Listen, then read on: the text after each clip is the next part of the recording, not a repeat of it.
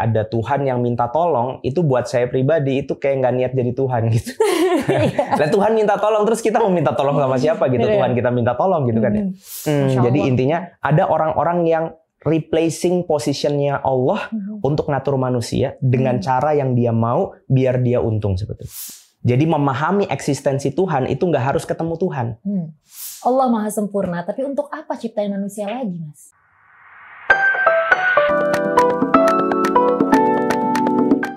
Orang-orang menarik selalu bermain dengan pola yang berbeda. So, what is it to take to be a game changer?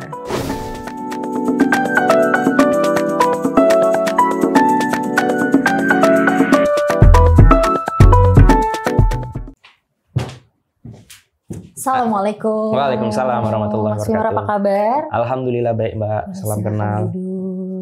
Kita baru kenalan sekarang Mbak? Baru kenalan sekarang, Masya Allah, sebelumnya sama Mbak Dewi ya. Iya. Dan udah sempat lihat juga, itu luar biasa. Dan banyak sekali question mark di kepala saya yang bikin penasaran. Itu pasti karena perdebatan di kolom komentarnya ya. Bukan berdebat, argumen. Argumen. Iya, bisa. Tapi ini ada satu pertanyaan ya, langsung aja nih, karena banyak banget pertanyaan yang ada di kepala saya. Kalau Allah maha sempurna. Langsung banget ini ya.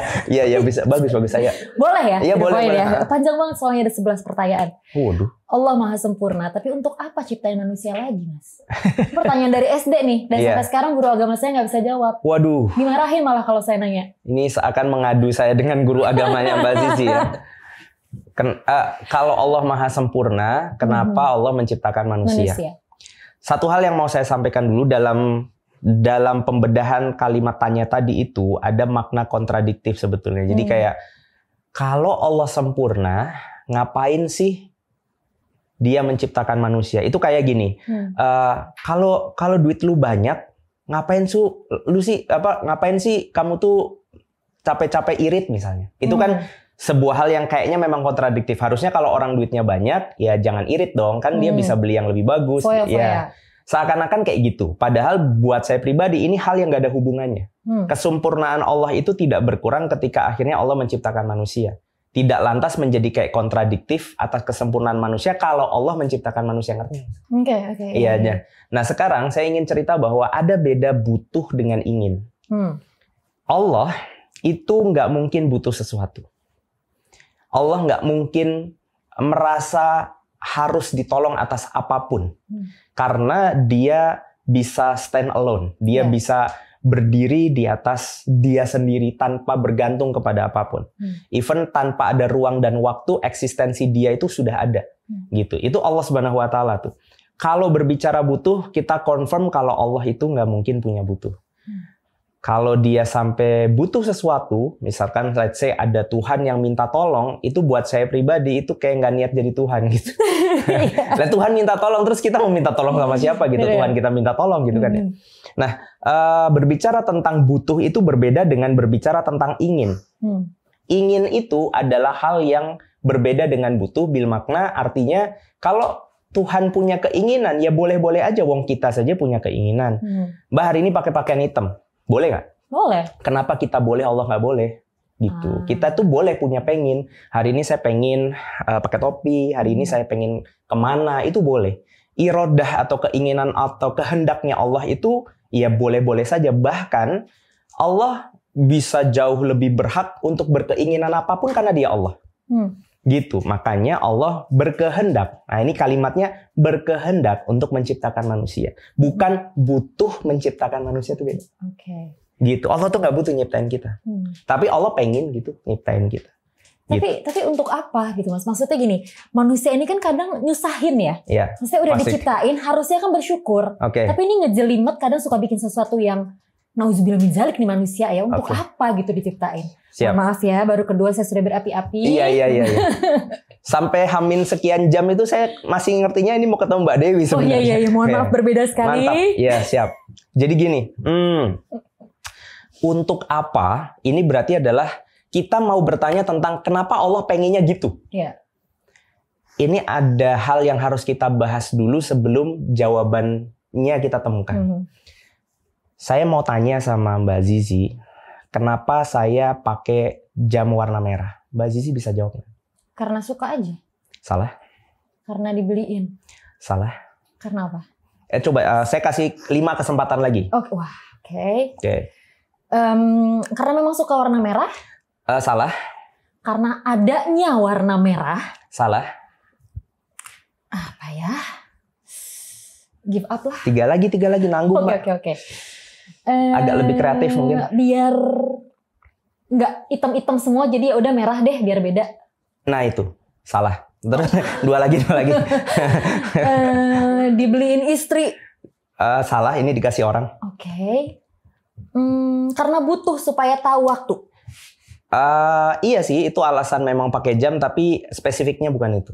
Salah semua ya? Iya udah. Karena jawaban yang benar adalah karena jam saya yang satunya baterainya habis. Oke. Pertanyaannya, Mbak boleh protes nggak dengan jawaban saya? Enggak. Di sini kita punya rumus bahwa jawaban atas keinginan itu nggak bisa dibantah. 1. Rumus yang kedua, kalau kita mau tanya tentang keinginan, kenapa saya pakai jam, harus tanya saya. Nggak bisa dipikir. Karena yang barusan Mbak lakukan itu bukan mikir, tapi nebak. Nah, mikir sama nebak itu beda jauh. Ada hal-hal yang bisa dipikir, ada hal-hal yang itu nggak mungkin dipikir kecuali ditanya. Nah, itu kita mau bahas teori berpikir nggak? Iya. Serius, ini rada jelimet loh. Saya jadi kayak dosen mau kuliah, Mbak. Saya suka. Siapkan. Mbak dulu filsafat ya? Enggak, bukan. Apa tuh? Hukum. Oh, hukum ya. Sudahlah kalau gitu kita debat. Jangan. Kalau gitu kita coba sampaikan dengan sederhana aja. Gini, manusia itu punya batas dalam skala dia pakai akal. Segala sesuatu tuh ada batasnya. Yang enggak tuh cuma Allah. Segala sesuatu tuh ada batasnya. Tong sampah punya volume, gitu kan ya. Dia kalau lebih berarti sampahnya luber misalnya. Perut kita punya volume. Termasuk akal kita itu juga punya batas. Maka ada 2 kesalahan orang pakai akal. Dan ini juga nanti terjadi di dalam agama masalahnya. Yang pertama, kesalahan orang pakai akal itu nggak mau pakai akal. Itu kesalahan dalam memposisikan akal sih lebih tepatnya. Dia nggak mau pakai akal itu salah. Atau yang kedua, jadi yang pertama itu nggak pakai akal babar blas gitu kalau bahasa Jawa. Ya, yang kedua itu kebablasan pakai akal. Jadi dia melewati batas kemampuan akal itu salah juga. Jadi nggak mau dipakai salah, dipakai lebih dari posisi atau kemampuannya itu juga salah. Makanya Islam itu selalu berdiri di tengah. Wasaton itu artinya dia memposisikan sesuatu dengan tepat, persis seperti penggunaannya. Nah, saya ternyata jauh-jauh, dulu saya suka psikologi, tapi saya bukan anak psikologi, saya anak industri. Tapi saya suka kayak baca buku-buku gitu lah, personality plus gitu ya, belajar tentang karakter orang. Oh ternyata ada yang sanguin, melankolis, koleris, dan lain-lain. Itu saya senang tuh belajar kayak gitu. Tapi di dalam Islam semua itu menjadi jauh sederhana ketika kita sudah tahu berpikir itu apa. Orang itu biasa banyak belajar hal, tapi dia lupa cara belajar tentang cara belajar. Gitu. Kalau di Islam itu ada kitab namanya Ta'lim Muta'alim. Belajar cara belajar. Termasuk di dalamnya adalah belajar bagaimana cara akal ini berfungsi sehingga kita nggak salah pakai akal. Kan kalau orang berjalan, biasanya orang diajarin. Atau minimal kita tahulah, oh dia sudah berjalan dengan baik. Mbak tahu nggak ketika orang itu sudah berpikir dengan benar sama orang yang salah dalam berpikir? Itu ada parameternya dan lain-lain. Kalau aku jelasin agak jelimet. Tapi sederhananya gini. Ada 4 syarat untuk kita mikir. 1, kita itu mikir butuh sesuatu yang dipikir. Harus ada informasi. Dan di taraf level berpikir paling rendah, itu kita butuh indera untuk menerima informasi. Jadi teori berpikir itu dia menjelaskan ada teori berpikir tingkat 1, 2, 3. Pelan-pelan ya. Nanti Mbak kalau mau tanya boleh. Asik ya. Jadi ini siapa yang punya acara ini? Ada teori berpikir tingkat 1, ada 2, ada 3. Teori berpikir tingkat 1 itu untuk membahas sesuatu yang terindra. Jadi ada kamera. Kamera itu harus bisa terindra dengan indra yang saya punya. Indra itu ada 5. Nah, saya nggak bahas yang 6. Ya, kita 5 aja normal. Di antara 5 itu yang terpenting 2. Apa Mbak? Apa? 1 lagi? Perasa. Ya, indra disebut dulu. Pengecap, mata, penglihatan, telinga mendengar, peraba, kulit. 1 lagi? Nafas ya? Iya, pencium. Pencium. Oke, dari 5 itu 2 terpenting. Cium dan lihat berarti? Salah. Atau raba? Salah. Ini yang terpenting ini sampai dimention juga di dalam Al-Quran. Penglihatan, pendengaran. Okay. Itu yang paling penting. Artinya 3 ini, mohon maaf ya, 3 ini nggak berfungsi, orang masih bisa memahami sesuatu dengan baik. Tapi kalau 2 ini hilang 1, dia akan sangat sulit memahami salah satu. Dari 2 menurut Mbak yang paling fatal kalau nggak ada yang mana? Mohon maaf ya. Mendingan nggak bisa lihat atau nggak bisa dengar? Nggak bisa dengar. Jawabannya nggak bisa lihat. Karena pendengaran lebih kuat dari penglihatan. Kenapa bisa begitu? Kalau dalam biologinya, orang itu bisa pingsan tapi masih bisa dengar. Tapi nggak ada orang yang bisa dengar tapi nggak bisa lihat. Itu prosesnya nggak. Pendengaran itu adalah sesuatu yang paling akhir yang menyebabkan orang itu masih dianggap bisa berpikir atau tidak. Pendengaran 1. Yang kedua, hebatnya pendengaran ini adalah sesuatunya itu bisa jauh lebih deep daripada ngelihat. Mbak nonton Harry Potter sama baca novel. Kira-kira mana yang lebih deep? Baca dong. Bisa dibilang baca atau dengar cerita dari orang juga sama. Podcast itu malah menjadi sesuatu yang lebih advance nilainya daripada film. Zaman sekarang diakui. Kenapa? Karena biasanya orang nonton podcast kan sambil nyetir TV, sambil nyetir mobil gitu kan ya. Karena pendengaran itu jauh lebih bisa masuk daripada kita ngelihat sesuatu. Kalau misalkan contoh lain, misalkan mukjizat Nabi, hampir semuanya penglihatan, cuma Rasulullah lewat Al-Quran ini pendengaran. Nabi Musa, mukjizatnya apa? Dia ngebelah laut, dia tongkat dilempar jadi ular. Itu mukjizat yang bisa dilihat. Tapi Rasulullah mukjizatnya bisa didengar. Makanya Jibril datang ngasih tahu Rasulullah dengerin, Rasulullah ngasih tahu para sahabat dengerin. Dan itu ternyata bisa bertahan sampai sekarang. Jadi hebatnya pendengaran itu bisa diwariskan. Oke, kita balik lagi ke konsep teori berpikir ya. Tadi cuma intermezzo tentang panca indera. Dari 2 antara penglihatan sama pendengaran, itu kita bisa mengindra kamera. Tapi kita belum bisa berpikir tentang kamera kalau syarat ketiganya belum ada, yaitu otak. Sebagai processing unitnya manusia. Jadi ada 3 syarat. Yang pertama, informasi yang bisa diindra. Yang kedua, panca indranya untuk nangkep sensor itu. Sensornya dilariin ke otak, otak mikir. Tapi ternyata otak nggak bisa mikir kalau yang keempat belum ada. Yaitu informasi yang sudah terinstall sebelumnya. Disebutnya maklumat as-sabiqah kalau dalam penjelasannya. Jadi informasi yang masuk ke dalam sebelumnya itu menjadi sesuatu yang paling penting untuk kita bisa berpikir. Contoh, kalau saya sebut sesuatu, tolong Mbak Zizi sampaikan ke saya ini apa. Contoh ya, misalkan rinso. Apa yang ada dalam benak Mbak? Cuci.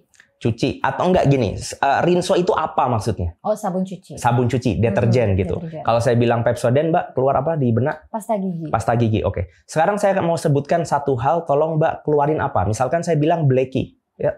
Anjing. Tahu kenapa keluarnya anjing? Karena Mbak punya maklumat as-sabiqah atau informasi yang terinstall sebelumnya bahwa Blacky itu anjing. Padahal Blacky bisa kucing. Iya. Mau kuda disebut Blacky juga bisa. Atau contoh deh, misalnya saya sebut ini yang agak menarik nih. Hegemoni jadinya ya. Ini acara siapa ya? Boleh nggak dilanjutin? Boleh, nggak masalah. Ini masuknya ke filsafat jadinya. Ya? Seru-seru. Saya kasih waktu tapi cuma 2 detik. Nggak boleh lebih lama. Oke, Fiesta apa? Chicken nugget. Oke, good. Chicken nugget, mantap. Selamat ya, Mbak ya. Karena Fiesta itu bisa yang lain juga. Bisa mobil. Mobil ada tuh mereknya Ford Fiesta. Nah, yang satunya seperti yang netizen pikirkan sekarang. Nah, ternyata Mbak Zizi keluar chicken nugget. Berarti itu yang paling melekat atas nama Fiesta. Ibu-ibu soalnya. Betul. Bisa jadi karena setiap hari bikini buat suami dan lain-lain. Oke, yang berikutnya saya mau kasih contoh. Kalau saya bilang Holy Land apa, Mbak? Agak lama ya. Satu tempat di Israel. Holy Land? Holy Land? Ya. Satu tempat di Israel. Yes. Oke, nggak apa-apa, nggak masalah. Cuma kita mereknya Holy Land. Oke. Iya, ini mikrofon yang Mbak pakai ini namanya Holy Land. Kenapa Mbak nggak keluarin Holy Land itu adalah mikrofon? Karena Mbak tidak punya informasi sebelumnya bahwa Holy Land adalah mikrofon padahal lagi pakai. Iya, benar. Bisa difahami ya? Yes. Jadi otak manusia baru bisa berpikir kalau kita sudah dikasih tahu dulu. Bayi ketika benar-benar baru pertama kali makan, udah disapih nih, baru pertama kali makan, disuapin itu kira-kira dia mangap atau enggak? Enggak. Terus nanti orang tuanya bilang belum.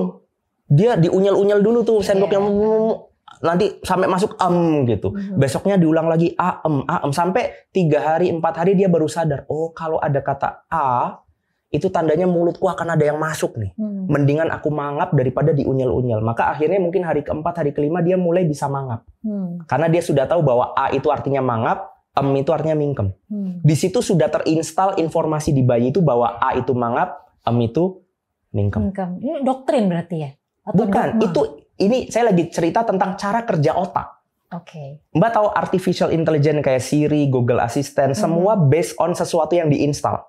Kalau Mbak nanya sesuatu yang tidak pernah diinstal dulu sama si Google atau si Apple, dia juga nggak bakal bisa jawab. Tapi ketika misalkan saya bilang, Hai Siri, kasih jokes dong, terus ternyata dia ngasih tebak-tebakan, itu tandanya Apple sebelumnya sudah nginstal informasi itu ke Siri. Jadi dia bisa jawab. Manusia kalau tidak diinstal dulu, dia nggak bisa mikir. Kayak Mbak tadi jawabnya Holy Land. Itu dan akhirnya Mbak emang ada ya? Di Israel ada tempat namanya Holy Land. Kalau nggak salah Yerusalem itu mereka menyebut. Oh iya, tapi nggak spesifik namanya Holy Land lah. Itu memang tempat suci gitu kan. Oke, berarti tadi teori berpikirnya gini. Ketika disebut Holy Land, Mbak ngartiin. Karena di searching di kepala Mbak nggak ketemu maklumat asabikoh. Ini Holy Land nama apa nggak ketemu nih. Akhirnya Mbak ngartiin. Holy Land diartikan jadi tempat suci. Terus Mbak kemudian men-searching di manakah tempat suci? Kok Mbak bisa Israel? Kenapa nggak Mekah, Mbak? Ini agak mengkhawatirkan. Karena sering disebutnya seperti itu. Nah, karena sering. Mekah kan tanah haram. Betul, Masya Allah. Bagus Mbak itu. Saya anak hukum. Evakuasi yang bagus dari. Biar aman netizen. Nah, dari situlah kita bisa tahu. Oh, ternyata begitu cara otak kita berpikir. Otak itu kalau mau mikir harus terinstall dulu. 4 syarat berpikir. Harus ada informasi. 2 ada indera untuk merekam informasi. Yang ketiga ada otak buat mikir. Jangan sampai nggak punya otak, Mbak. Itu bahaya. Harus ada. Kan soalnya suka ada kucing lewat, Mbak.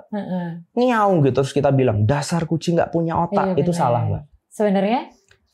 Dasar kucing nggak punya akal. Otaknya ada. Tapi nggak dipakai. Betul. Dia punya otak, dipakai Mbak, tapi nggak punya akal. Kapasitasnya mungkin. Kalau dalam pembahasan saya, dia nggak punya hard disk untuk mengabsorb informasi sebanyak mungkin. Jadi binatang itu bedanya sama yang pintar sama yang enggak. Itu bedanya daya tampung hard disk. Manusia ini daya tampung hard disknya luar biasa. Binatang yang daya tampung hard disknya luar biasa tuh apa ya? Lumba-lumba kayaknya. Lumba-lumba itu bisa ngenalin majikan-majikan dan lain-lain. Itu daya tampungnya luar biasa. Karena itulah dia seperti makhluk yang berakal. Seperti. Tapi tidak sesempurna manusia yang kayak semuanya bisa diserap. Apapun minumnya, apapun makanannya, minumnya, jangan dijawab ya. Jangan. Pasti tapi keluar. Endorsement, iya, tapi keluar kan. Kenapa keluar? Karena itu sesuatu yang sudah terserap dalam. Kalau saya bacain lirik, Mbak tahu nggak ini lagu apa? Seluruh kota merupakan tempat bermain yang asik. Shinchan. Itu ketahuan. Umurnya ketahuan. Mbak pernah ngapalin itu nggak? Enggak. Tapi kenapa Mbak bisa jawab? Karena itu tersimpan dalam hard disk yang sangat besar. Gitu. Hard disknya besar sekali. Misalkan kalau ada saya sebut anaknya Ahmad Dhani 3 Mbak. Siapa Mbak? Al-Eldul. Luar biasa. Cepat ya. Itu karena sudah termasuk di situ. Gitu kan ya. Atau misalkan kita, Mbak suka baca apa? Film apa? Harry Potter suka? Suka ya. Kalau Wingardium Leviosa itu buat ngapain, Mbak? Mengangkat barang. Luar biasa loh, hafalannya tuh luar biasa. Iya. Kita tuh harusnya yakin kalau diri kita tuh bisa sepintar Ustadz Adi Hidayat. Cuma saya yakin. Mbak harus yakin. Dan saya pun yakin. Cuma masalahnya yang kita ingat Shinchan, yang Ustadz Adi Hidayat ingat Al-Quran. Itu dia. Materinya apa yang dihafal? Tapi kemampuannya sebetulnya ada, saudara. Oke, kita lanjutin lagi ya. Jadi kembali ke teori berpikir, bahwasanya cara mikir itu adalah kita harus tahu itu sebelumnya. Kenapa Mbak tahu ini kamera? Karena sebelumnya Mbak pernah tahu kalau ini kamera. Kalau enggak kita akan menerka-nerka, kita akan bingung ini tuh apa. Kayak sampai di situ dipahami ya. Ini teori berpikir tingkat 1 untuk memahami fakta yang terindra. Ada yang kedua, Mbak. Teori untuk berpikir terkait sesuatu yang tidak terindra. Contoh, ini kan tembok. Di balik tembok ini Mbak bisa tahu nggak ada apa? Tahu. Gimana? Karena pernah ke situ. Ini teori berpikir tingkat 2. Memahami sesuatu yang gaib itu salah satu tipsnya adalah dengan ke tempat yang goib itu. Goib itu bukan berarti akhirat aja, Mbak. Goib itu kalau dalam bahasa Arab itu lawan daripada hadir. Jadi hari ini Mbak Dewi Sandra itu makhluk goib. Nggak ada. Karena dia nggak ada di sini. Nah, ketika Mbak kepengen tahu sesuatu yang goib, cara pertama adalah Mbak ke tempat yang goib itu untuk tahu. Atau cara kedua, telepon orang yang di sana. Bro, di balik tembok ada apa? Oh, ini ada orang. Orangnya ada berapa? 5. Kita jadi tahu. Ini namanya teori berpikir tingkat 2. Dan dengan inilah kita bisa tahu Tuhan itu ada. Jadi memahami eksistensi Tuhan itu nggak harus ketemu Tuhan. Kayak Mbak pulang ke rumah, ceritanya nih ya. Mbak harusnya ada mobil nih satu lagi di rumah nih. Tapi mobilnya nggak ada. Yang jadi soalan adalah kunci mobilnya ada. Kunci serepnya ada. Bahkan lengkap sama STNK BPKB. Kesimpulannya apa? Ya. Tapi kuncinya ada. Iya, mobilnya nggak ada. Mbak sampai rumah nih kan naik mobil nih. Harusnya ada 2 nih mobil ceritanya. Mobilnya nggak ada. Tapi kunci sama kunci serepnya ada di rumah. Kesimpulannya apa? Hilang. Mobilnya hilang. Perlu nggak ketemu malingnya? Enggak dong. Kita bisa mengkonklusi bahwa mobil kita dicuri tanpa ketemu maling. Sama halnya kita bisa paham kalau Allah itu ada tanpa harus ketemu Allah. Tapi kan banyak orang kayak ateis ngomong gini. Gimana sih kamu bisa percaya surga dan neraka? Orang kesana aja belum pernah. Ya. Dulu, ibu saya pernah bilang waktu kecil, saya itu cita-citanya jadi robot. Kenapa? Ya aku juga nggak tahu namanya saya juga masih kecil. Tapi kalau yang ngomong ibu saya percaya nggak? Percaya. Kenapa? Kenapa saya percaya sama ibu saya? Satu, dia yang lahirin saya. Yang kedua, kayaknya dia nggak make sense untuk bohong hal seremeh itu. Karena saya mengenal ibu saya, maka saya bisa meyakini dulu saya waktu kecil ngomong saya pengen jadi robot. Pertanyaannya, ketika kita sudah mengenal Allah pun, lewat teori berpikir tingkat 2 tadi, akhirnya kita yakin surga dan neraka itu ada karena yang ngomong Allah. Karena yang bicara Allah, karena yang berfirman Allah. Nah itu cara meyakini hal yang gaib. Jadi bukan berarti orang beragama itu fanatis. Bukan berarti orang beragama itu nggak masuk akal. Enggak. Justru orang beragama itu, dia punya konsep berpikir yang advance. Karena dia bisa mendudukan sesuatu sesuai dengan porsinya. Oke, kalau bisa terindra, saya harus punya maklumat as-sabiqah. Kalau nggak terindra, berarti saya harus punya dalil. Nah itu, dalil itu artinya petunjuk. Nggak harus buka Quran. Dalil itu ada dalil akli, ada dalil nakli. Dalil itu juga bisa tadi nelpon orang di balik tembok, itu dalil, petunjuk. Itu teori berpikir tingkat 2. Nah, yang Mbak tanyakan tadi itu adalah pertanyaan di teori berpikir tingkat 3. Saya ulangin ya, ini biar runut ya. Teori berpikir tingkat 1 untuk memahami sesuatu yang terindra. Teori berpikir tingkat 2 untuk memahami sesuatu yang tidak terindra. Teori berpikir tingkat 3 itu adalah teori berpikir untuk menjawab perkara yang terkait kebenaran. Kayak contohnya, kenapa saya pakai jam warna merah? Ini nggak bisa dijawab pakai teori berpikir tingkat 1 karena Mbak sudah tahu ini jam. Ini juga nggak perlu dibahas pakai teori berpikir tingkat 2 karena jamnya ada. Tapi ini harus dijawab dengan teori berpikir tingkat 3, yaitu dengan cara bertanya sama yang pakai jam. Oke? Jadi kenapa saya pakai jam warna merah? Jawabannya harus tanya Mas Wimar. Di luar daripada itu namanya nebak. Sekarang saya balikin ya ke utamanya tadi Mbak tanya. Kenapa Allah menciptakan manusia? Berarti cara jawabnya, ayo. Saya ulangin. Saya mundur lagi ya, fokus ya. Mbak nanya, saya nanya, kenapa saya pakai jam warna merah? Cara jawabnya gimana tadi? Karena memang saya suka warna merah. Bukan. Pakai jamnya. Saya pakai jam warna merah. Cara jawabnya harus tanya saya. Ya, langsung. Harus, karena ini nggak mungkin dipikir. Ini harus ditanya. Pertanyaannya, ini kan pertanyaan yang sama sebetulnya dengan kenapa Allah menciptakan manusia. Ini nggak bisa dipikir. Harusnya tanya sama Hablum minallah, berarti ke Allah. Harusnya tanya sama Allah, karena Allah yang nyiptain kita. Nah, banyak orang salah, flaws, blunder dalam pembahasan ini karena pertanyaan ini dipikir. Jadi saya belum jawab pertanyaannya, sorry to say, tapi ini saya lagi jelasin tentang ini pertanyaan yang sering orang salah jawab. Karena pertanyaan yang seharusnya ditanyakan kepada Allah malah kita pikir sendiri. Sama kayak kenapa Mbak pakai sepatu warna putih, kenapa Mbak duduknya sila ke kiri nggak ke kanan. Itu saya harus tanya sama Mbak Zizi. Bukan nggak boleh saya pikir. Kalau saya pikir ini namanya nebak. pertanyaan kenapa manusia diciptakan itu harus tanya sama yang nyiptain. Kalau yang nyiptain ngasih tahu, berarti kita tahu. Kalau yang nyiptain nggak ngasih tahu, berarti kita nggak akan pernah tahu. Dan tadi kita udah membahas ya, kalau Tuhan sudah memberitahu jawaban, maka jawaban atas keinginan Tuhan ini tidak bisa diperdebatkan. Ya. Sebagaimana Mbak datang ke rumah saya. Di depan rumah saya ada pohon kencana. Terus Mbak nanya, kenapa pohon kencana? Kenapa nggak pohon beringin? Kenapa nggak pohon, apalagi sih contoh pohon saya, pohon mangga. Saya jadi pohon mangga, salak, semangka. Gampang sekali nama-nama pohon ya.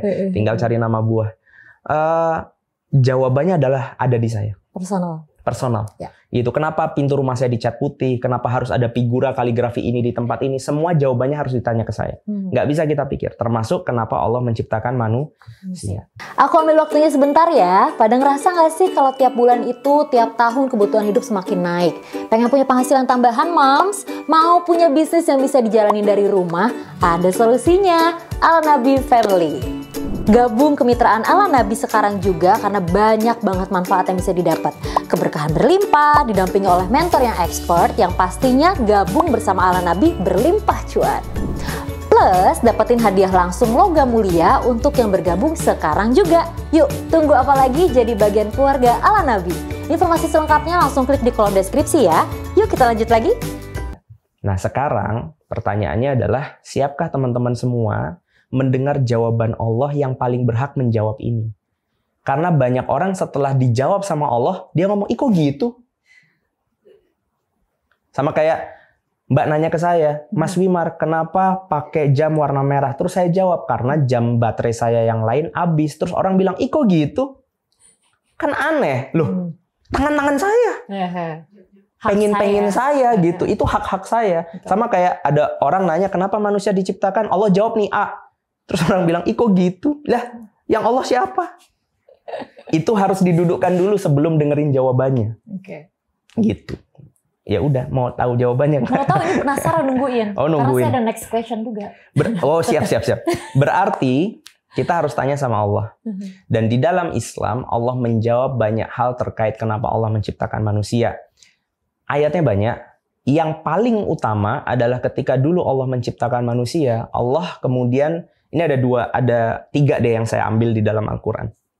Yang pertama adalah ketika Allah menciptakan manusia, Allah tuh ngumpulin seluruh penghuni langit. Kemudian Allah berkata, wa idz qala rabbuka lil malaikati inni ja'ilun fil ardi khalifah. Ketika Allah kemudian berhadapan dengan seluruh para malaikat, Allah katakan, lihat deh. Ini bahasa bebas saya. Lihat deh, ini aku lagi bikin khalifah di atas muka bumi.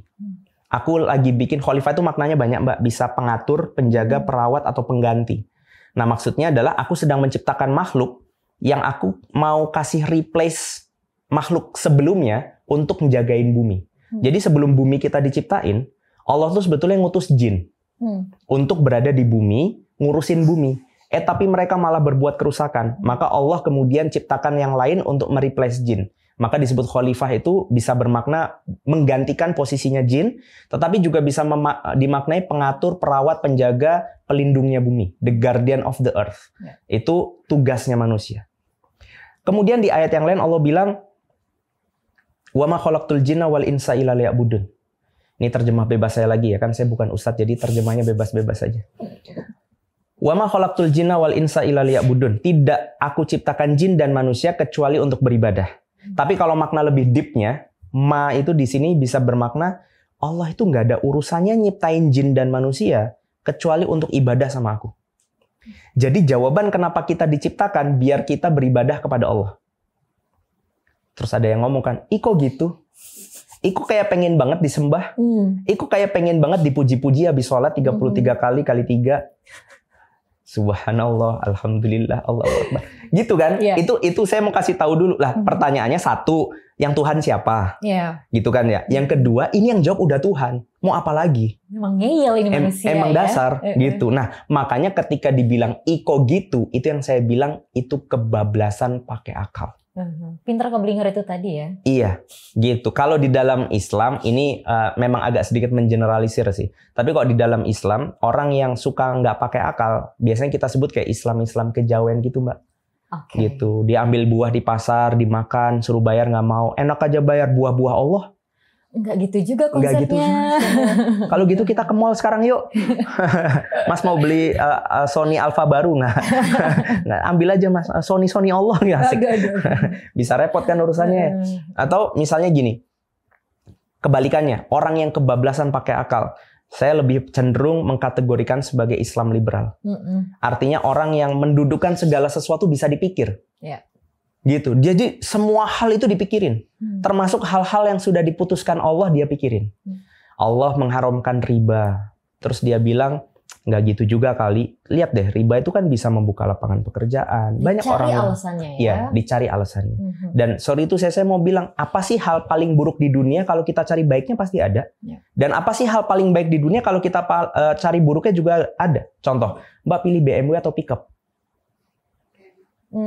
Sekarang pickup. Oh, pickup. Biar bisa rame-rame. Biar bisa rame-rame di belakang. Ya Mbak, kayak biasa kalau di gunung kan ibu-ibu suka naik pickup rame-rame. Off-road. Down to earth. Down to earth. Lebih humble.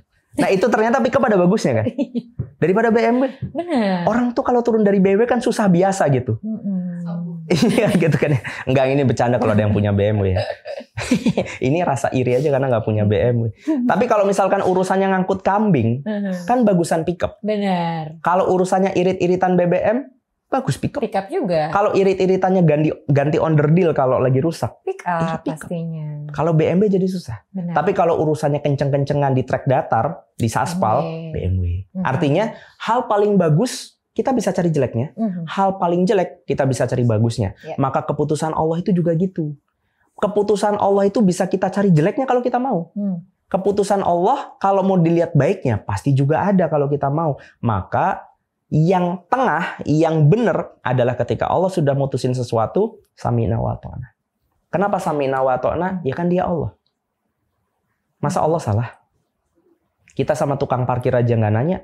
Dia bilang kan, terus Pak, terus. Percaya aja itu kita. Mbak kan nggak mungkin turun terus masih semeter. Kan nggak mungkin. Kalau tukang parkir masih bisa terus, tandanya masih bisa terus. Kita sama tukang parkir nggak nanya. Tapi sama Allah, kita banyak tanya. Kenapa? Karena kita kebablasan pakai akal. Gitu ceritanya. Iya, apalagi kalau kita ngobrol sama non-muslim yang selalu mempertanyakan tentang keesaan Allah. Itu yang bikin aku selalu penasaran, Mas. Kenapa Allah nggak kasih hidayah orang-orang seperti itu untuk akhirnya memilih Islam? Karena biasanya orang-orang seperti itu ya orang yang baik, orang-orang yang terlihat pintar. Tapi kenapa dia memilih untuk tetap tidak masuk Islam? Apa Allah nggak kasih hidayah atau memang dianya yang nggak mau? Gitu. Oke, ini cerita tentang hidayah. Ini nama acara masih Game Changer ya? Masih. Kata Allah, life is a game. Hidup itu Allah bikin, emang ini adalah permainan yang Allah ciptain. Dan namanya permainan itu selalu ada ujiannya. Balap karung, permainan kan? Menurut Mbak enakan mana? Lari nggak pakai karung atau lari pakai karung? Nggak pakai karung. Nggak pakai karung. Tapi kenapa dikasih karung? Biar ada tantangannya. Biar ada tantangannya. Dan begitulah Allah membuat kehidupan ini. Nah itu ada di surat Al-Mulk misalkan. Allah katakan, Alladzi khalaqal mauta wal hayah liyabluwakum ayyukum ahsanu amala. Allah sengaja bikin kita hidup. Abis itu nanti dimatiin. Biar ini terjemah bebas. Betul. Biar di tengah-tengah hidup kita itu Allah bisa taburin ujian untuk bisa membuat kita itu menunjukkan usaha kita yang terbaik dalam perlombaan ini atau dalam game ini. Gitu. Jadi kita itu entering the game, Mbak. Ini yang konsep yang banyak orang nggak paham. Di dalam Islam, kita dikisahkan oleh Allah langsung bahwa dulu kita ada di alam ruh. Mbak itu dulu ruh. Dan bukan dulu sih. Mbak itu aslinya ruh. Ada hal serem yang mau saya sampaikan ke Mbak Zizi, siap ya? Mbak kalau bercermin, itu Mbak lihat siapa? Saya. Salah. Apa dong? Kalau kita bercermin atau let's say kalau kalian ngelihat kita di sini, yang kalian lihat ini bukan Wimar Aditya. Jadi yang kalian lihat itu adalah jasad yang Allah titipkan untuk Wimar pakai. Ini tuh avatarnya Wimar. Mbak pernah main game nggak sih? Terus pilih karakter. Oke? Bedanya karakternya di game yang namanya hidup itu Allah yang pilihin. Jadi sekarang itu Mbak lagi bergerak dengan avatar. Mbak tahu maksudnya? Tahu. Kayak film Avatar itu loh, yang biru-biru itu. Kan dia consciousnya masuk ke sebuah makhluk gitu. Nah terus dia bisa gerakin itu. Atau kayak gini deh, Power Ranger. Kan dia pas jadi robot Megazord. Apakah Megazord itu Power Ranger? Bukan kan? Bukan. Power Ranger-nya kan di dalamnya. Dia ngendaliin Megazord. Ya. Kita juga sama. Kita itu lagi bergerak bukan dengan tangan kita, tapi tangan yang Allah izinin kita pakai. Makanya besok di akhirat tangan ini bisa ngelawan kita. Kaki yang Mbak anggap kaki Mbak itu bisa ngomong atas semua yang salah kita lakuin ke dia atau yang kita benar lakuin ke dia. Makanya ini berbeda prinsip dengan orang-orang liberal yang misalkan bilang, badan gua ya, mau gue coret-coret kayak, mau gua apain kayak bebas gitu. Rahim gua misalnya contohnya ya, mau gua apain enggak, itu bukan rahim kalian. Even kalian itu nggak pernah, Mbak pernah nggak sih usaha biar mancung begini? Enggak ya. Saya apakah pesek karena tidak berusaha keras ketika pembagian hidung? Ada antriannya ya? Enggak gitu kan. Saya dikasih Allah hidung begini, Mbak dikasih Allah hidung begitu. It means ini bukan hidung saya karena saya nggak pernah usaha untuk dapetin hidung ini. Let's say oke lah kalau kalian kerja, nabung, beli iPhone baru. Kalian boleh bilang, ini iPhone-ku. Karena memang ada upaya untuk mendapatkan iPhone sebelum iPhone itu kita pegang. Pertanyaannya, apa upaya kita untuk bisa dapetin badan ini? Kita nggak pernah punya usaha untuk dapetin badan ini, tahu-tahu kita lahir. Saya juga nggak milih jadi laki-laki, nggak milih ibu yang itu, bapak yang itu, nggak milih lahir jadi orang Jawa, dan seterusnya. Jadi ini semua bukan punya kita, karena sejatinya kita ada di dalam gamenya Allah. Pernah lihat Jumanji? Ya. Nah, itu gambaran yang sederhana untuk bisa menggambarkan kita itu ada di mana. Kita tuh lagi kesedot masuk ke game. Oke, kita lagi kesedot masuk ke game. Allah kasih peraturan di dalam game itu. Kalau berhasil kita bisa keluar dari game itu, dikasih Allah tempat terbaik di surga. Kalau enggak, naudzubillah, sebaliknya di neraka. Konsepnya begitu. Jadi pertanyaannya adalah, kalau tadi pertanyaannya apa? Kita ulangin lagi. Kenapa nggak semua orang memilih untuk masuk ke Islam? Apakah memang masalah hidayah? Sekarang berarti kita lagi berbicara tentang what kind of game is it? Ya. Ini game kayak apa sih? Oke. Di dalam game yang namanya hidup, Allah itu punya currency, punya nilai tukar. Yang harusnya ini menjadi currency-nya seluruh manusia lebih daripada currency yang lain. Contoh, kalau Mbak main Mario Bros, kan dapetin koin, tuing gitu ya. Tengah jalan dapet jamur, kadang dapet bunga bisa ngelempar api gitu ya. Itu Mario Bros. Atau lo game apa lagi? Contoh Pac-Man, Mbak pernah main Pac-Man? Nah, itu kan cuk. Dia makan yang bulat-bulat kecil. Tapi nanti kalau yang bulat gede dimakan, dia bisa makan yang ngejar dia. Itu adalah pola algoritma game Pac-Man. Ada game Mario Bros dan Pac-Man. Sama di dalam Islam, hidup yang Allah ciptakan sebagai permainan ini, itu punya currency, punya koin. Koinnya namanya pahala. Gitu. Allah bikin algoritmanya, kamu di sini cari pahala ya. Sambil nunggu game over. Nunggu dipanggil. Nah, kamu cari koin sebanyak-banyaknya. Koinnya namanya pahala. Oke? Jadi yang penting dalam hidup kita, kalau kita mau ngikutin Allah, itu pahala. Cuma orang itu ngerubah mindset kita berpikir dari pahala dan dosa berubah jadi untung atau rugi. Jadi akhirnya banyak orang di dunia ini nggak ikut lagi permainannya Allah nih.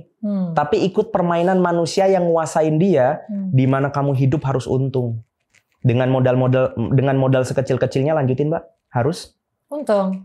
Cuan segede-gedenya. Segede-gedenya. Itu Mbak sudah tamat, berarti sudah lulus atau sudah jadi sarjana ekonomi kapitalis, Mbak.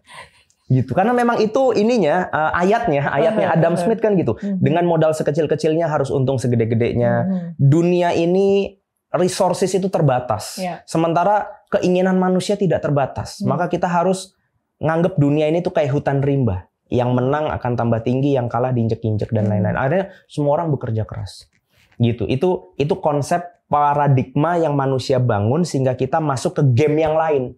Kita lock out dari gamenya Allah, lock in ke gamenya manusia. Gitu. Makanya ada di dalam ayat Allah di dalam Al-Quran itu, waman adzlamu mimman iftara. Jadi kalimatnya adalah, siapa sih yang paling zalim di antara semua manusia dibandingkan orang-orang yang jelas-jelas Allah seru kepada Islam, tetapi dia malah bikin game sendiri. Dia ganti ayat-ayatnya Allah. Kok berani ya? Berani, makanya disebut orang paling zalim. Dan dia seru manusia untuk mengikuti kitab yang dia buat. Seakan-akan manusia itu mengikuti Allah padahal manusia mengikuti dia. Serem kan ya? Ini nggak ada di Indonesia kayaknya Mbak. Ini di mana sih yang kita nggak tahu ya. Di sini enggak ya. Jadi intinya ada orang-orang yang replacing positionnya Allah untuk ngatur manusia dengan cara yang dia mau biar dia untung sebetulnya. Dan itu terjadi dalam kehidupan kita. Sehingga dalam tanda kutip mohon maaf hidayah itu tidak jadi lagi penting. Hidayah yang seharusnya menjadi kayak jamurnya di Mario Bros kan gitu ya. Kalau kita di Mario Bros dapat jamur kan kita jadi tambah kuat tuh. Naik level dan kita nyelesain gamenya jadi lebih mudah karena loncatnya bisa lebih tinggi dan lain-lain. Itu nggak jadi lebih berharga. Kenapa? Karena orang ganti currency-nya. Jadi untung rugi. Nah balik ke pertanyaan, kenapa nggak orang semua dikasih hidayah? Udah, tapi jamurnya dianggurin. Dia nggak ngambil itu. Dia nggak ngambil itu karena dia nggak nganggap itu berharga. Ditarik mundur lagi, kenapa dia nggak nganggap itu berharga? Karena dia teralihkan dari gamenya Allah ke currency yang lain. Lah sekarang setiap hari kita dengar azan. Setiap hari matahari terbit. Makanya Allah itu kan bilang hidayah itu tuh gampang banget dapetinnya kayak sinar matahari deh. Setiap hari itu ada, tapi masalahnya orang tutup korden. Kordennya itu namanya sombong, tengil, nggak kepengen tahu, sok tahu. Bodoh amat, ya ignorance gitu, abai gitu ya. Makanya dosa pertamanya iblis itu aba wastakbar. Dia enggan, emoh, nggak mau, dan dia takabur. Dan dia merasa cukup dengan apa yang dia sudah punya dibandingkan apa yang sudah Allah beri. Jadi hidayah itu Allah tuh baik banget. Allah tuh pengen kita menang game. Semua manusia, even yang lahirnya di Eskimo, ada yang temenan sama penguin, itu Allah juga bisa kasih dia hidayah. Tapi banyak orang menolak itu semua dan mengambil game yang lain. Gitu. Dan itu serem sih. Karena Mbak tadi bilang kan tentang, kok jahat banget ada orang yang mengganti agamanya Allah atau mengganti gamenya Allah. Itu nggak cuma dilakukan sama orang-orang besar nun jauh di sana. Tapi juga kadang orang-orang biasa di kita itu, dalam tanda kutip suka bikin game sendiri Mbak. Pernah nggak dengar kalimat kayak, udahlah jadi orang yang penting baik? Iya. Udah nggak usah ngerepotin orang lain aja. Yang penting kita hidup lurus-lurus aja, lempeng-lempeng aja. Masa sih orang baik dimasukin neraka? Itu dia bikin game sendiri. Tapi nggak, dia kayak bikin algoritma sendiri. Bahkan ada yang bilang gini, Mas, Allah nggak mungkin sejahat itu sama Allah umatnya. nggak mungkin sejahat itu. Saya punya hubungan khusus sama Allah. Waduh, Allah baik banget sama asik, saya. iya benar. Ada soalnya, makanya saya pun bingung untuk apa ya? Bukan ngajak, tapi kayak menjawabnya pun saya bukan malas, nggak tahu terserah gitu, karena kayak percuma nih. Jawabnya tuh gampang. Gimana? Kayak ada sering jamaah tuh bilang gini, biasanya mention tuh, Mahatma Gandhi kan baik, kurang baik apa Bunda Teresa? Masa masuk neraka? Gimana ceritanya? Pertanyaan saya balikin, nerakanya neraka siapa? Yang pertama itu dulu. Maka untuk bisa tahu siapa yang masuk neraka dan siapa yang enggak, tanya yang punya neraka. Kalau Mbak pengen tahu siapa yang boleh masuk ke tempat ini, masuk enggak boleh, tanya satpamnya, aturannya gimana. Dan aturan itu diturunkan dari bos-bosnya misalkan, gitu kan ya. Nah neraka dan surga punyanya Allah. Maka Allah berhak memberi aturan siapa yang masuk, siapa yang enggak. Nah karena Allah itu yang punya neraka, kita nggak bisa mikir. Itu konsep tadi itu yang di awal itu menurut saya itu menjadi sesuatu yang missing banyak orang sekarang, sehingga akhirnya orang bikin agama sendiri. Kalau kalian pengen tahu siapa yang masuk neraka, jangan kalian pikir, tanya Allah. Terus Allah bilang, innalladzina kafaru min ahlil kitabi wal musyrikina fi nari jahannam khalidina fiha. Orang-orang kafir itu ada dua jenis golongan, ahlul kitab wal ini yang ngomong bukan saya Mbak. Kalau saya pengen semua orang masuk surga, saya cinta damai, saya tidak mungkin dihujat netizen, saya nggak mau kalian pengen rukun di kolom komentar gitu ya. Tapi Allah masalahnya yang punya neraka bilang orang kafir ada dua, satunya ahlul kitab, satunya orang musyrik. Ahlul kitab itu penjelasan ulama gimana? Ada Yahudi, ada Nasrani, dengan segala turunan jenisnya. Musyrikin berarti agama lain selain daripada Islam. Name it. Termasuk juga agnostik dan ateis masuk ke dalam itu. Terus finari jahannam khalidina fiha, mereka masuk neraka jahanam. Bahasa ustadz saya dulu tuh, dosen saya dulu tuh automatically sent to hell. Otomatis. Iya. Katanya pengen nggak dihisap besok di neraka. Ada dua jalan. Satu adalah syahid, yang kedua yang nggak usah muslim. Iya, karena kalau nggak muslim sampai sana itu nggak ada hisapnya. Langsung. Udah. Ya langsung fast track. Kayak kedupan ya, ada fast track-nya. Masuk langsung gitu. Itu yang ngomong yang punya neraka, yaitu Allah Subhanahu wa taala, dan Allah berhak begitu. Terus ada orang yang dalam tanda kutip tadi kebablasan pakai akal. ya udah liberal ya. Dia terus kemudian bilang iko gitu. Ini mungkin bagus nih jadi thumbnail iko gitu. Hashtag iko gitu. Iko gitu. Allah jahat banget. Gimana ya? Saya tuh bingung nih. Ada kalian punya rumah, Mbak Zizi punya rumah. Terus saya boleh bertamu nggak? Boleh ya. Tapi saya nggak pulang-pulang. Ya, kau betah? Iya, tidur aja saya di situ. Bahkan saya buka kulkas, saya komplain, Mbak kok mana ini nuggetnya? Tadi katanya Fiesta harus selalu hadir di sini, kok nggak ada. Masuk nih besok. Masuk ya. Ini di sini ya. Luar biasa, saya membantu channel lain ini ya. Anak-anak Yuk Ngaji bisa marah ya. Nggak bercanda. Terus saya kayak milih kamar gitu. Mbak dibawa aja saya di sini gitu. Saya tinggal di sini gitu. Ya oke lah kita punya tamu, tapi kalau 10 hari kan bukan tamu ya. Atau 1 bulan gitu. Mbak mungkin udah pengen ngusir saya. Pas Mbak ngusir saya beneran, tetangga bilang, kok gitu Mbak Zizi. Ih jahat banget Mbak Zizi. Tidak toleran. Tidak punya rasa bineka tunggal ika. Itu kan nggak masuk akal Mbak. Orang rumah-rumah Mbak Zizi punya aturan. Kalau Mbak Zizi sudah membuat komitmen ini rumah aturannya begini, ada yang melanggar ya hak-haknya Mbak Zizi, termasuk neraka dan surga. Surga gimana? Innalladzina amanu wa amilus sholihat. Orang-orang yang beriman, beramal soleh, mereka masuk surga itu. Abadan mereka di sana. Itu hak prerogatif yang punya surga. Dan Allah berkata demikian. Gitu. Jadi kalau misalkan ada yang tanya, gimana tuh tadi nasib Bunda Teresa? Iya, seumpama dia masuk golongan yang kafir seperti yang Allah bilang, seumpama dia masuk golongan beriman seperti yang Allah bilang. Dan Allah punya hak untuk itu karena Allah yang punya surga dan neraka. Salahnya sendiri kamu bikin agama sendiri. Serius Mbak, ini serem banget. Saya pernah nonton. Semoga tidak kalian tahu orangnya siapa. Tolong jangan di-mention. Coba siapa? Ada salah satu stand up comedian. I know. Terus? Langsung. Oke, terus? Tapi ini bukan karena stand up comedian dong. Ini saya lagi menceritakan contoh. Pas waktu itu saya lagi dengar. Semoga ini juga statement yang sudah dia rubah. Dia bilang dalam sebuah vlognya, dia bilang gini. Kayaknya Tuhan nyiptain gue jadi stand up comedian. Itu dalam benak saya loh. Itu kalimat yang sangat berbahaya. Kalau ada orangnya di sini, aku mau tepok-tepok bro, tolong, ayo kita diskusin ini penting. Dia bilang kayaknya gue dihidupkan, dikasih hidup itu untuk jadi stand up comedian. Why? Karena dia ngerasa dia sangat gifted gitu. Dia ngerasa kayak aku dengan stand up ini bikin orang ketawa, dan ketika orang ketawa itu at least dia lupalah sama masalah dia. Dia ngerasa dia dapat gift untuk bisa bikin orang seperti itu. Oke, kalau itu cuma dijadikan wasilah untuk cari nafkah, aku nggak ada selesai urusan. Tapi kalau ini dijadikan pijakan untuk hidup, Mbak bisa kebayang nggak sih ketika ada orang, dalam tanda kutip ya, Allah bikin game nih. Algoritma gamenya itu sudah dituangkan di dalam Al-Quran. Terus semua ayat itu dia nggak lihat. 6.236 ayat itu dia singkirkan, terus dia cuma nulis satu kata, aku harus jadi stand up comedian. Apa yang dia lakukan berarti setiap hari?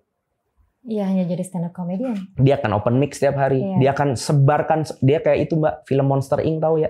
Dia ngumpulin ketawa. Kan ada yang ngumpulin teriak, ada yang ngumpulin ketawa. Dia ngumpulin ketawa sebanyak-banyaknya sampai akhirnya dia meninggal dan dia di hadapan Allah. Dia bilang sama Allah, ya Allah, saya sudah menyelesaikan tugas ya Allah. Apa yang sudah kamu lakukan selama hidup ini? Tentu ada imajinasi saya ya. Apa yang sudah kamu lakuin di dunia? Oh tenang ya Allah, saya sudah ngumpulin ketawa untukmu ya Allah, ini ku persembahkan untukmu. Itu saya ngebayangin Allah mungkin bilang, lah si ngengkon sopo, itu bahasa Indonesianya apa lah? Lah yang nyuruh siapa? Yang nyuruh kamu ngumpulin ketawa tuh siapa? Gitu loh. Itu yang saya bilang serem, bikin agama sendiri. Hidup bukan punya kita, badan bukan punya kita, tapi kita asumsikan bahwa kita harus melakukan satu hal, padahal kita nggak pernah nanya sama yang ngasih hidup, nggak pernah nanya sama yang ngasih badan.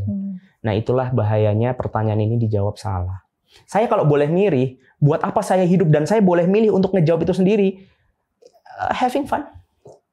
Having fun itu gimana? Iya, yang menurut saya seneng goler-goler gabut di rumah ya saya lakuin, mager, gitu, nonton Netflix, abisin semua tuh serial, gitu kan, nonton Disney Hotstar, abis itu HBO, kurang ada Apple Movie, ada lagi, nggak habis ya, semuanya sampai kalau perlu video gitu ya, yang sinetron semua saya tonton. Sinetron nggak usah. Jangan ya Pak. Iya. Kenapa Mbak? Sengaja kan saya udah nggak main sinetron. Oh iya, Masya Allah. Iya. Nah, nanti sekarang balik lagi tentang tentang bahagia dunia kali ya. Karena banyak orang-orang yang bukan muslim mungkin, dia memilih untuk bebas, tapi dia merasa dirinya berkah. Kayak dia dapetin segalanya di dunia, istidraj. Iya. Tapi dia ngerasa kayak gue nggak perlu ibadah. Aku tidak perlu menyembah Tuhan, nggak perlu menyembah Allah, karena tapi aku dapat fine. Semuanya. Nah, itu gimana? Karena banyak banget yang nggak ngerasa itu kan. Iya. Nah, yang paling sulit untuk kita lakukan di dunia ini adalah menyamakan persepsi kita dengan yang punya dunia. Itu yang paling sulit.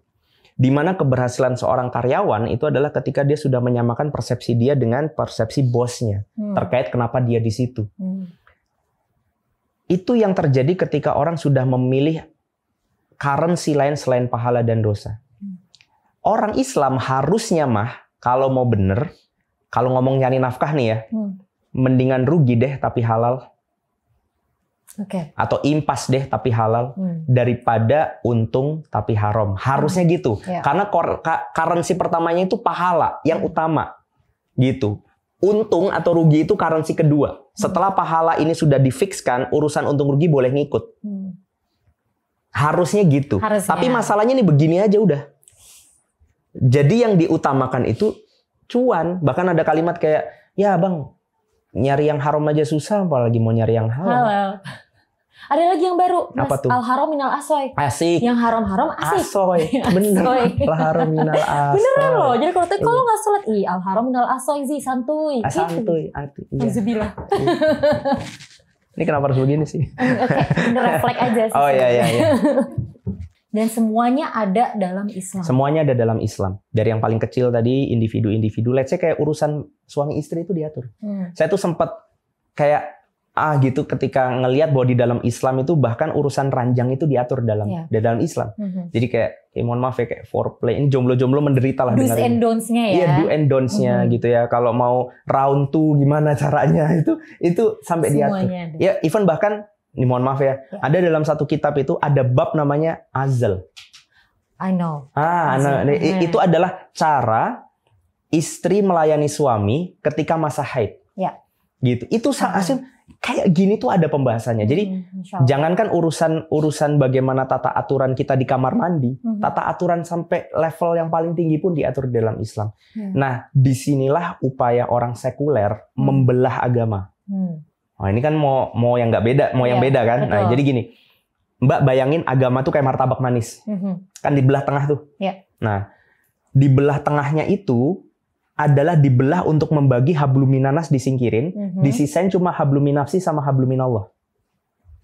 Jadi kata orang sekuler itu by the way penjelasan paling sederhananya adalah memisahkan urusan dunia dengan akhirat. Nah, itu orang sekuler. Fasludin anil hayah. Jadi menjadikan agama itu cuma urusan akhirat. Kalau urusan dunia itu jangan bawa agama, itu kalimatnya orang sekuler. Apa sih lu? Apa dalil kita kan lagi nyambet gawe, lagi kerja gitu. Ini bukan urusan akhirat, kali ini urusan dunia gitu. Itu bahasanya orang sekuler.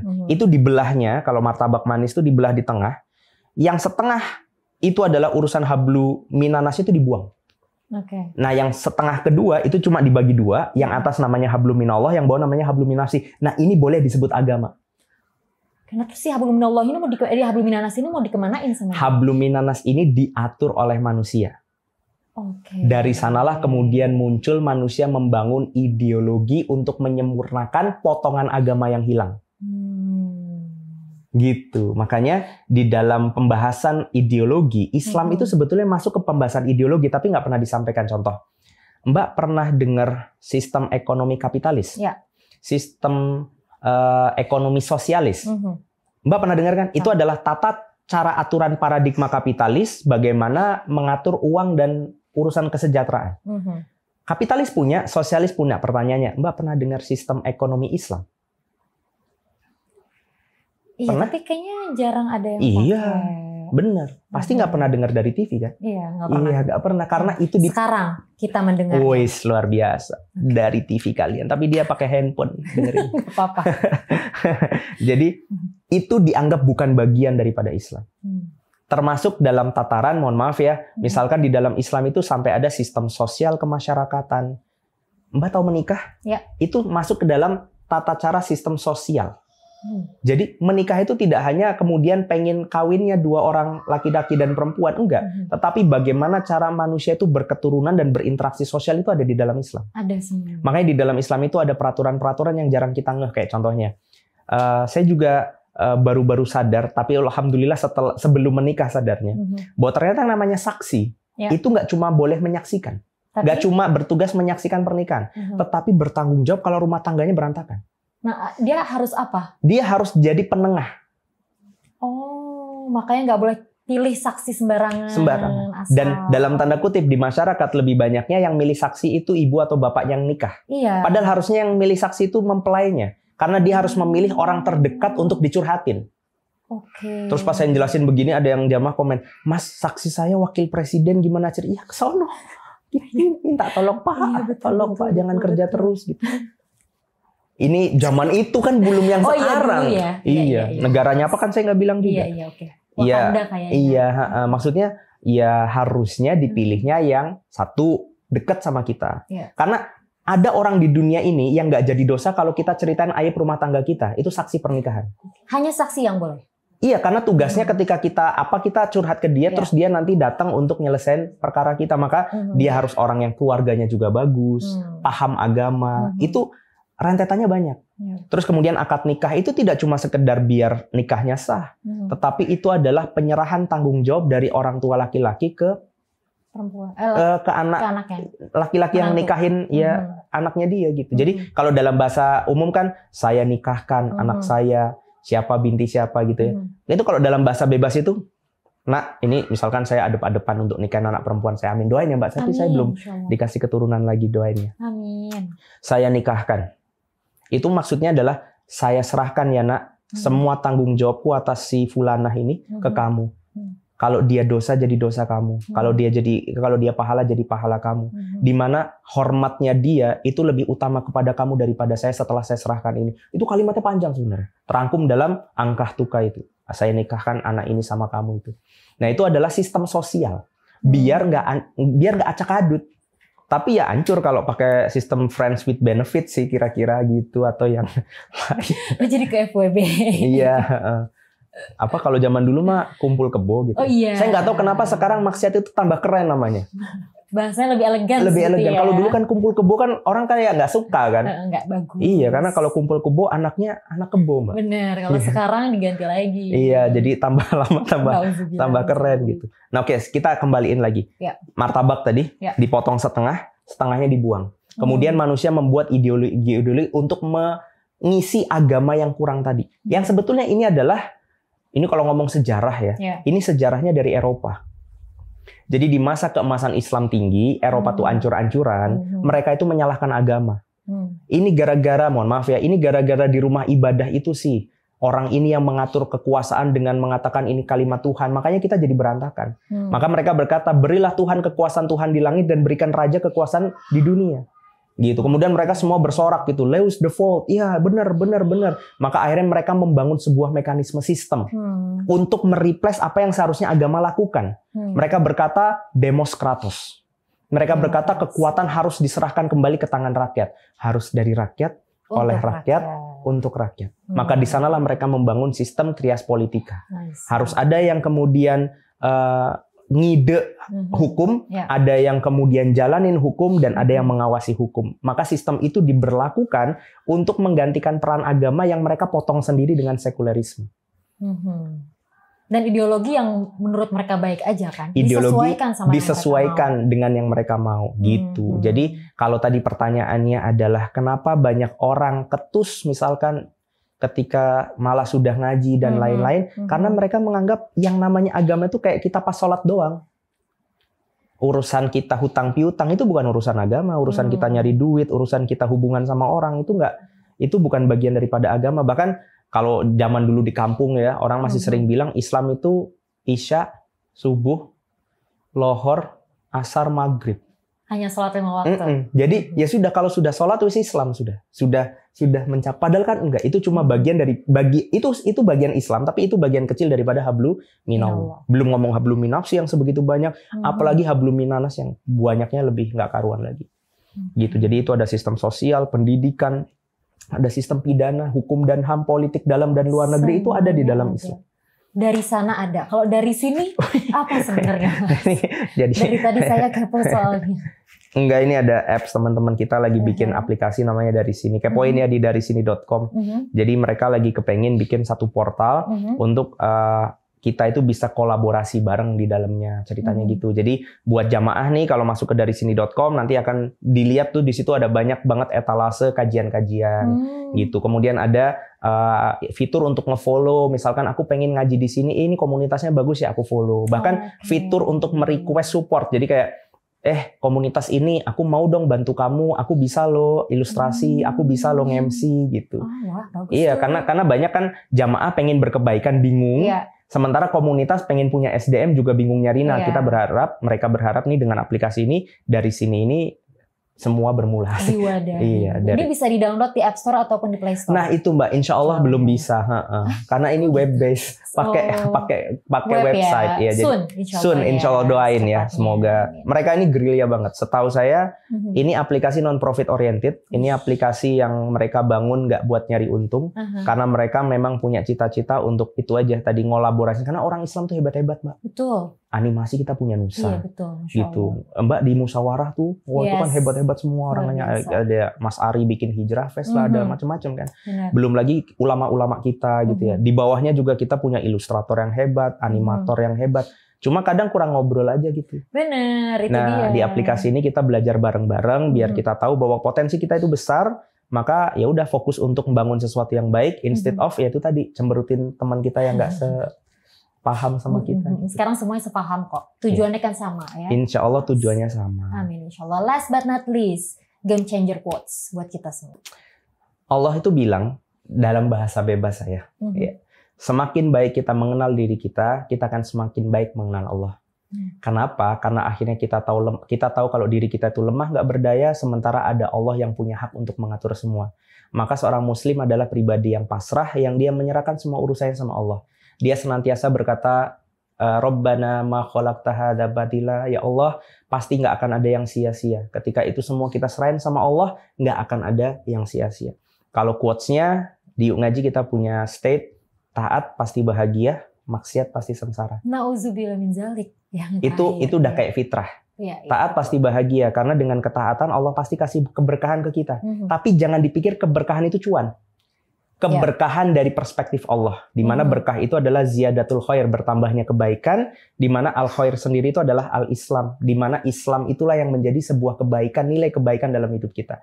Maksiat pasti sengsara, karena hidup kita itu susah bukan Allah bikin hidup kita susah, tetapi karena tumbal dari kesalahan yang kita pilih menyebabkan hidup kita jadi jelimet. Ya semoga kita nggak jadiin agama jadi jadi exit way terakhir kita. Maksudnya kan banyak orang gitu ya. Didik anak sesuka hati, giliran bandel pesantrenin. Iya betul. Iya, rumah tangga diatur sepikirannya, giliran ruwet datang ke ustadz. Aku gimana ya? Ini kayak jadi recycle bin. Kayak jadi tempat pengolahan sesuatu yang salah. Padahal agama Islam ini turun untuk menjadi rahmat biar nggak salah. Maka jadikanlah agama ini source utama kita dalam hidup itu aja. Jadi hidup ini pilihan, kita mau taat atau mau kita brutal. Mau taat kita akan menuju ke hal yang pasti, ke akhirat yang baik. Atau mau brutal, kita pasti akan ujungnya ke maksiat. Betul. Insya Allah yang kita bahas hari ini bermanfaat. Karena saya masih menanti season berikutnya ya. Ini akan ada part 3, part 4, part 5. Kayaknya kalau sama Mas Wimar, never ending story nih ya. Iya, semoga ada kabar baik. Amin insya Allah. Terima kasih banyak untuk hari ini. Wassalamualaikum warahmatullahi wabarakatuh. Waalaikumsalam warahmatullahi wabarakatuh.